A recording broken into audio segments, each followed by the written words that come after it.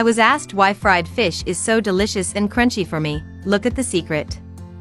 For this recipe we will need a mojara. It may be the size of your preference. The one I will use will be medium. This we must remove the scales and wash it very well, outside and inside.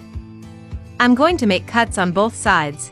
These cuts should touch the thorn that has in the center the mojara. Already made the cuts, so in this way we should stay. I will reserve it for a moment.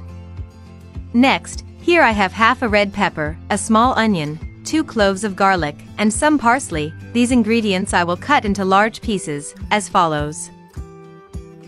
Guys, this secret that I will teach you to fry the fish is very easy to make and is very crispy. I am sure everyone will like the result. Once cut, I'm going to add everything to the blender and season it by adding a teaspoon of salt, a teaspoon of oregano, half a teaspoon of black pepper, the juice of half a lemon. Do not forget to add it because this will give an incredible taste to the fish. Finally, half a glass of water. Cover and blend very well for a few minutes. Since everything is well liquefied, I will turn off the blender and remove the glass.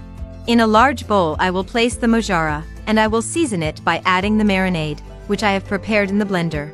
At this moment I would like to know, from which country or city you look at us, to send you a special greeting in the next recipe. The greeting in today's recipe is for Ruba Chai from Bangladesh, also for Kathleen Clark from United States, and Francis Carter from Zebulun. Thank you for always seeing and enjoying our recipes.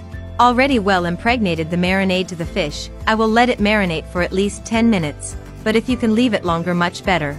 Here I have some cornmeal, and after the time marinating the fish, I will bread it very well with this flour. If you have come this far seeing today's recipe, that means that you are liking this recipe.